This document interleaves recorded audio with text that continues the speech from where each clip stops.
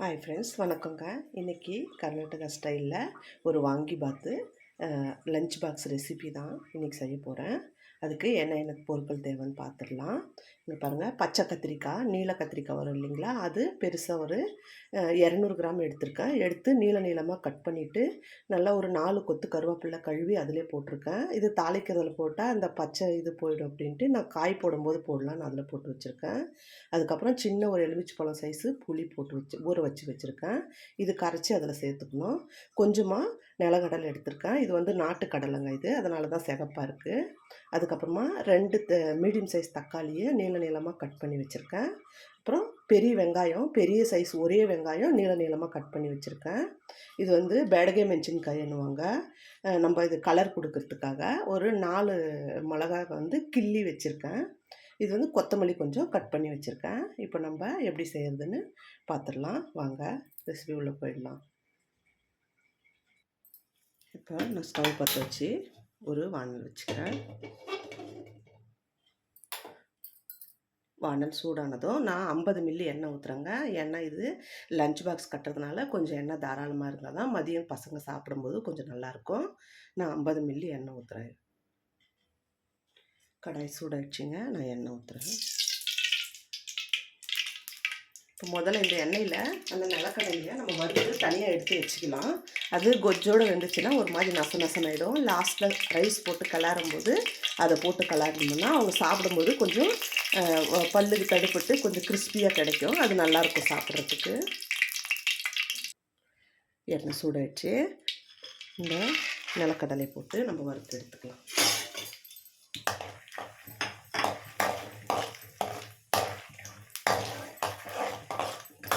இது வந்து கடலைக்காவை நம்ம காயாக வாங்கி வீட்டிலே உரித்து வச்சுருக்கிற நாட்டுக்கடலை. இது கடலைக்காய் வறுபட்டுச்சு, இதை நம்ம எடுத்து வச்சுக்கலாம்.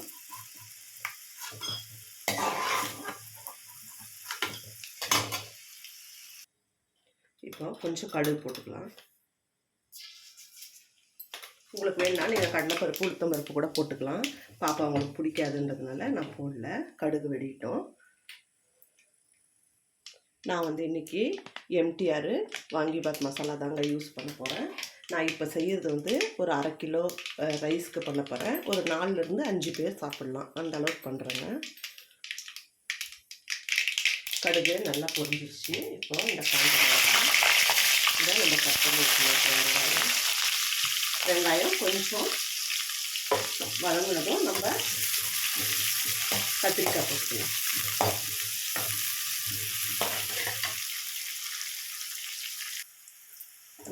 வெங்காயம் இந்த அளவுக்கு வணங்கினதும் இந்த கட் பண்ணி வச்சுருக்கிற கத்திரிக்காயும் கருவேப்பிலையும் இதில் போட்டுக்கலாம்.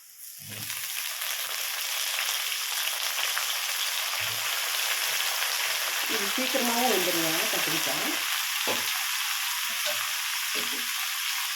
நான் ஏற்கனவே ரைஸ் வச்சு ஆற வச்சு வச்சுருக்கேன்.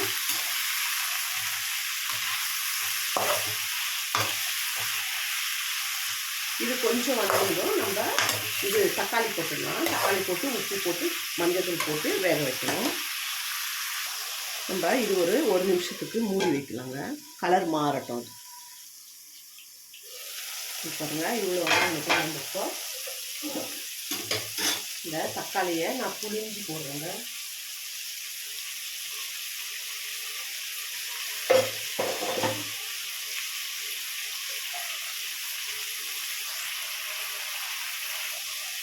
இப்போது இந்த கொஜ்ஜுக்கு தேவையான அளவுக்கு உப்பு மஞ்சள் பொடி போடுறேன். நான் பாருங்கள், ஒரு பாத்திரத்தில் மஞ்சள் கொஞ்சம் நல்லா கலந்து விட்டு மூடி வச்சு நம்ம வேக வைக்கணும். இது பாருங்கள், இந்த அளவுக்கு கலந்து விட்டுட்டு இதில் தண்ணியே ஊற்ற வேண்டாங்க, அந்த தக்காளியில் இருக்கிறதே தெரிய போகும். இப்போ நம்ம இதை மூடி வச்சிடலாம். மூடி வச்சு கத்திரிக்காய் வேகிற அளவுக்கு வெயிட் பண்ணலாம். இப்போ இது ஒரு டைம் கலர் விடணும்.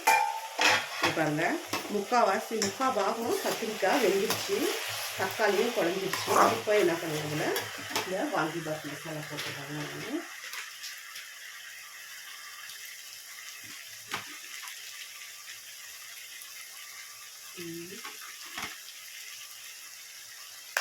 நான் 2.5 ஸ்பூன் போடுவேங்க. நான் பெரிய ஸ்பூனில் இருந்தது நான் போட்டுட்டேன். இப்போது இது மேலேயே இந்த கரைச்சி வச்சுருக்கிற புளி தண்ணி ஊற்றிக்கணும். இப்போது இந்த தண்ணியிலே இந்த காய் இதெல்லாம் வெந்து நல்லா கொஜ்ஜு மாதிரி வரும். அது வரைக்கும் நம்ம எண்ணெய் பிரிஞ்சு மேலே வர வரைக்கும் வெயிட் பண்ணலாம். இது நல்லா கலந்துட்டு மூடி வச்சிடணும். பாருங்க எல்லாம் ஒன்று சேர்ந்து அப்படி கலந்துக்கும். நான் வந்து காஞ்ச மிளகா போட்டிருக்கேன். அந்த வாங்கிபாத் பவுடர்லேயும் காரம் இருக்குங்க. பசங்க கம்மியாக சாப்பிட்றாங்கன்னு தான் நான் இப்படி பண்ணியிருக்கேன். உங்களுக்கு இன்னுமே காரம் வேணும்னா நீங்கள் வெறும் மிளகாத்தூள் கூட கொஞ்சம் போட்டுக்கலாம். இப்போ நான் இதை சிம்மில் வச்சுட்டு ஒரு 3 நிமிஷத்துக்கு நல்லா வேக வச்சுக்கிறேங்க.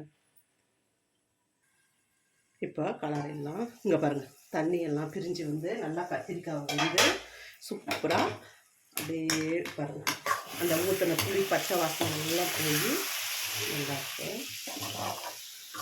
இப்போ இதை நம்ம என்ன பண்ணலாம், கீழே இறக்கி வச்சு க்ளீனாக கலரிக்கலாம்.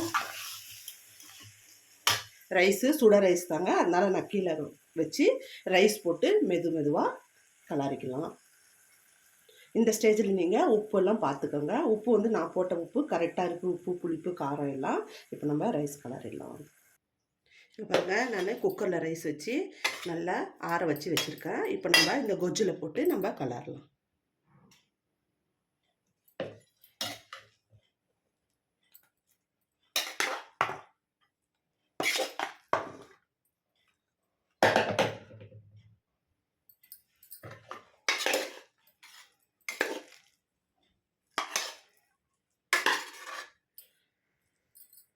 தயிர் சாதம் கொஞ்சமாக அந்த 1/2 கிலோ ரைஸில் ஒரு கரண்டி ரைஸு மிச்சம். இங்கே பாருங்கள் சூப்பரான ஒரு வாங்கிபாத் ரெடி ஆகிடுச்சு. அது கூட வெண்டைக்காய் ட்ரையாக பண்ணது பொரியல் வச்சுருக்கேன். செம்ம டேஸ்ட்டாக இருக்குங்க. லஞ்ச் பாக்ஸ் ரெசிபி தான் இது. நீங்களும் ஒரு டைம் இந்த மாதிரி ட்ரை பண்ணுங்கள். புதுசாக நம்ம சேனலை யாரானா பார்க்குறவங்களா இருந்தால் சப்ஸ்கிரைப் பண்ணிவிட்டு பாருங்கள். உங்களுக்கு ஏதாவது ஒரு ரெசிபி வேணும்னாலும் நீங்கள் கமெண்ட் பாக்ஸில் கமெண்ட் பண்ணிங்கன்னா என்னால் முடிஞ்ச அளவுக்கு நான் எடுத்து போடுவேன். நான் உங்களை இன்னொரு ரெசிபியில் பார்க்குறேங்க. இவ்வளோ நேரம் நம்ம வீடியோவை பொறுமையாக பார்த்ததுக்கு ரொம்ப ரொம்ப தேங்க்ஸுங்க. நான் உங்களை இன்னொரு வீடியோவில் பார்க்குறேன். பாய்ங்க.